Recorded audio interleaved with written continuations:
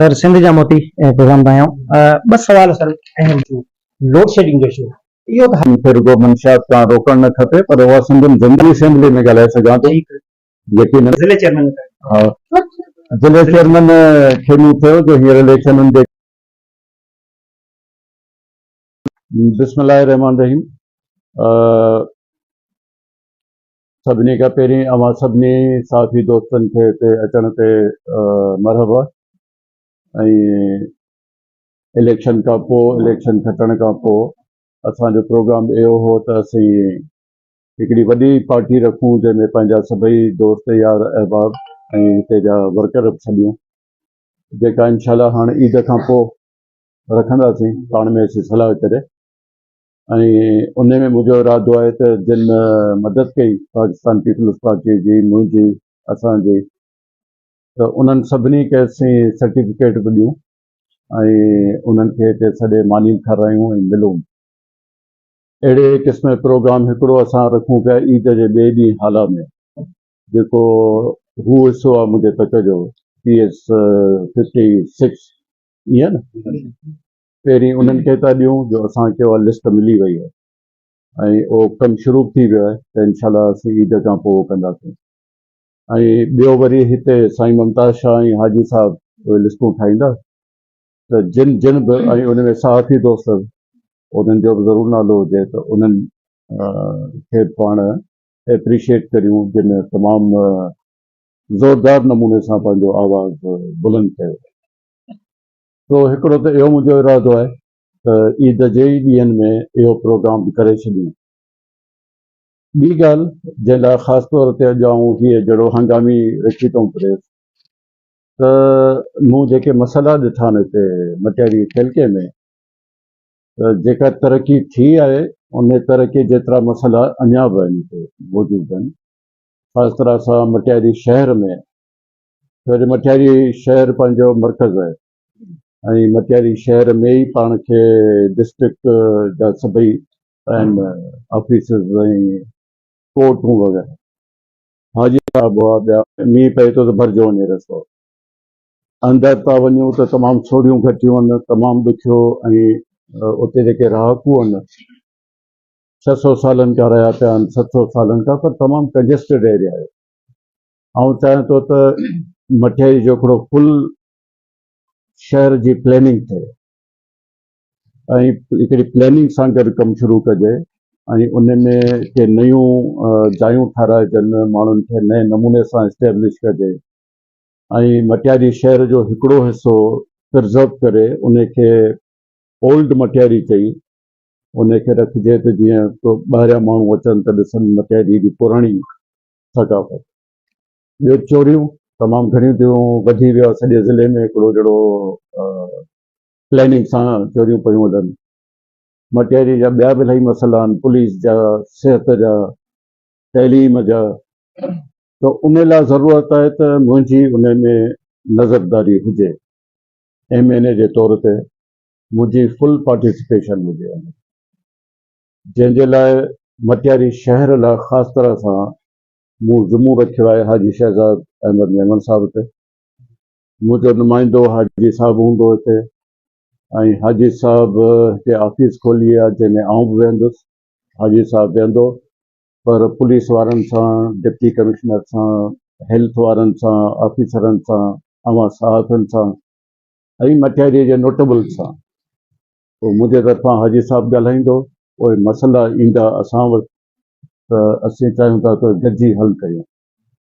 छो जो जेतिरा दफ़ा इलेक्शन में आउं बीठो आहियां 1997 खां वठी, त जॾहिं माण्हुनि जा मसइलनि में थो पइजे त 5 साल तमामु थोरा था लॻनि ऐं मसइला एतिरा था थियो वञनि हलिया, किथे ऑफिसुनि में डिले थियो वञे, किथे बजेटुनि में डिले थियो वञे, किथे ॿियूं शयूं। त आउं चाहियां थो त हाजी साहब जवान माण्हू आहे, एक्टिव आहे, संदसि वालिद साहब जो उनखे इलाही तरबियत ॾिनल आहे, त हिकिड़ो एक्टिव ग्रुप हिते ठही वञे जंहिंजो कमु हुजे त असीं डिलीवर करियूं ऐं असीं पंहिंजे मटियारी शहर खे हेडक्वार्टर खे अहिड़ो बणायूं जो हिकिड़ो हिन सॼे ज़िले डिवीज़न जो हिकिड़ो हब थी वञे, हैदराबाद वांगुरु। हैदराबाद कम कोशिशि करियूं त मथे थी सघे थो। छो जो पंहिंजो ही पासो वेझो आहे ॿियनि ज़िलनि खे, ही पासो ॿियनि ज़िलनि खे वेझो आहे, त जहिड़ो मर्कज़ थी वेंदो हुयो मटियारी शहर जेको आहे। त उन लाइ मूं हाजी साहब खे रखियो आहे। हाजी साहब खे मूं बाक़ाइदा गाइडलाइन ऐं प्रोवाइड कंदुसि त उहे हुजनि त उन मुताबिक़ इहो कमु। अॼु उन ऐलान करण लाइ ही सॼो अव्हां खे मूं सॾियो आहे त इहो अव्हां जे थ्रू ऐलान थी वञे। हाजी साहब सम्झो त अॼु खां ई इहो कमु शुरू कंदा। हाजी साहब पंहिंजी टीम ठाहींदा हिते ऐं वक़्तनि आऊं भलंदुसि हली सॼे मटियारीअ जो दौरो कंदासीं, जीअं अॻे करे आयासीं उहे दौरो कंदासीं। तो हिकिड़ो त इहो चवणु। आख़िरी ॻाल्हि उहा वरी मटियारी जे साफ़िल लाइ, मटियारी ज़िले जे आऊं चाहियां थो त अॻे इस्लामाबाद मूंखे वणंदी कोन हुई, जो वेंदा हुआसीं हिकिड़ो ॾींहुं अटेंड करे मोटी ईंदासीं ऐं उते सभु चवंदा हुआ रहो छो कोन था, ऐं उहे 4 साल असीं जहिड़ो मुसाफ़िर हुआसीं। हींअर आऊं थो चाहियां त जॾहिं असां वोट ॾिनो आहे मियां शहबाज शरीफ़ खे, त असीं भरपूर नमूने सां उन मां फ़ाइदो वठूं, पॉलिटिकल फ़ाइदो वठूं पंहिंजे माण्हुनि जे लाइ, पंहिंजे तक लाइ ऐं बेरोज़गार माण्हुनि लाइ वफ़ाक़ी हुकूमत खां जेको बि थी सघे उहो। अव्हांखे यादि हूंदो त हेॾो मींहुं पियो, हेॾी तकलीफ़ थी त मियां साहिबु ॿियनि ज़िलनि में वियो त हिते कोन आयो। त मटियारी जे माण्हुनि में अञा ताईं खोट हिकिड़ी महसूसु थिए थी। त हाणे आऊं थो चाहियां त उते बाक़ाइदा उते बि ऑफिस खोलियां इस्लामाबाद में, ऐं बाक़ाइदा हिन खे करे वफ़ाक़ी हुकूमत जो फुल फ़ाइदो वठूं पंहिंजे सॼे ज़िले जो। त मतिलबु इहो त हाणे मूंखे इस्लामाबाद वणे पियो, त आउं थो चाहियां त पंहिंजे साथी दोस्तनि खे वठी हलां इस्लामाबाद। तव्हांखे बि इस्लामाबाद में हलूं, इजलास हुजे त तव्हांखे बि ॾेखारियूं, ऐं अव्हां बि हुते हुजो तई हलंदव त तव्हांजी जेके मुलाक़ातूं रखंदासीं त तई बि मूंसां गॾु आवाज़ बुलंद कंदव मटियारी लाइ, मटियारी जे मसइलनि जे लाइ, त उहो जहिड़ो 2 त 12 त पंहिंजो आवाज़ हिकिड़ो भरपूर थी ऐं अव्हां तजुर्बेकार माण्हू आहियो। उन लाइ आउं चाहियां थो त साईं Mumtaz Shah,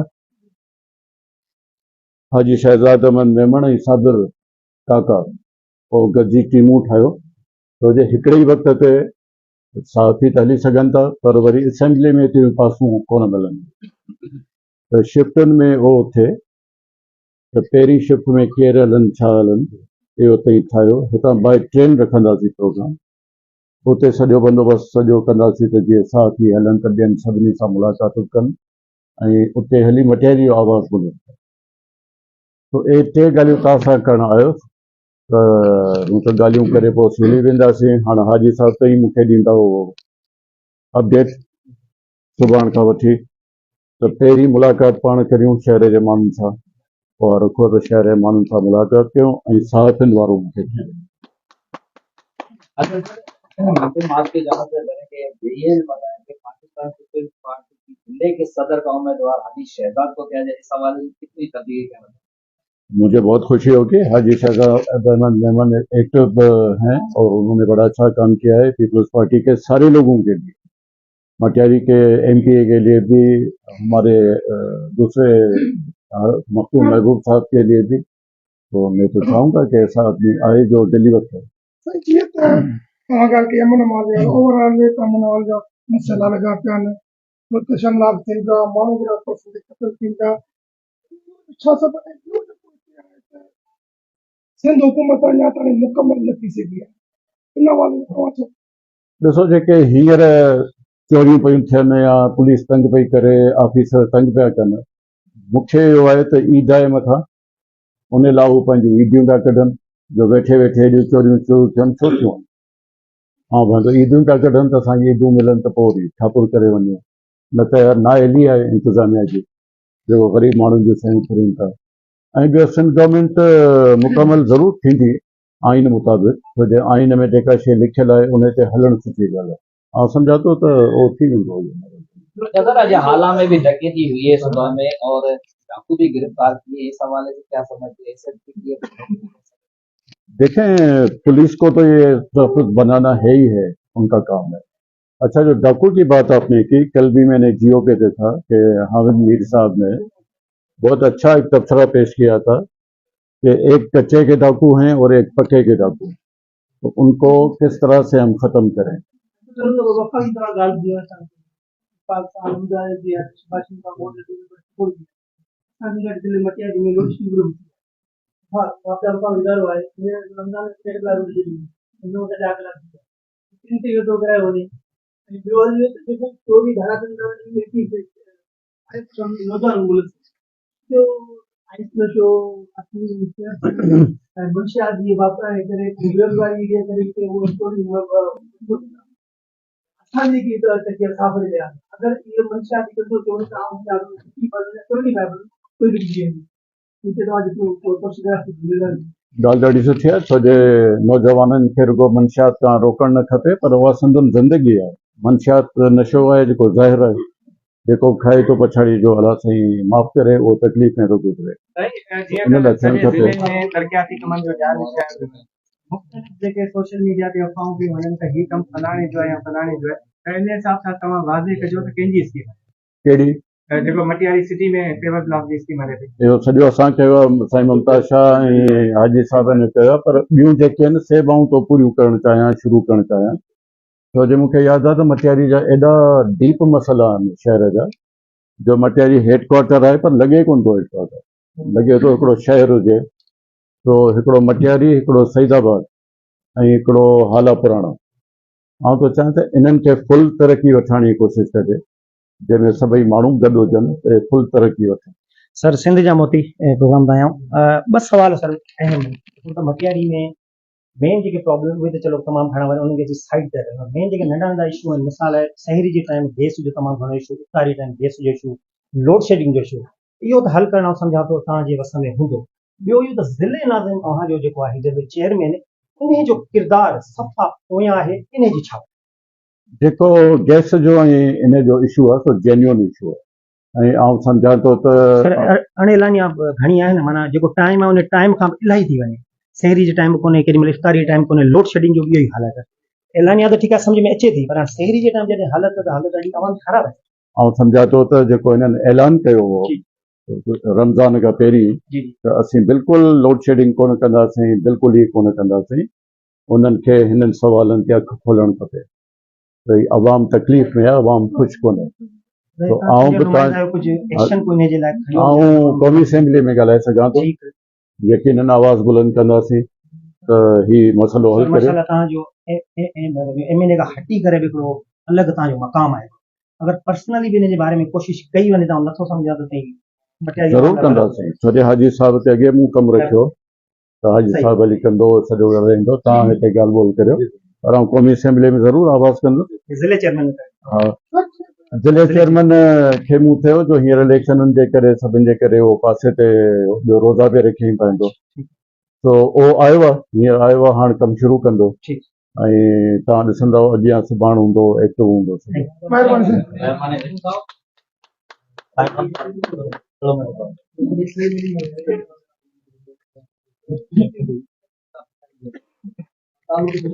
viewers press conference ख़त्म थी, इंशाल्लाह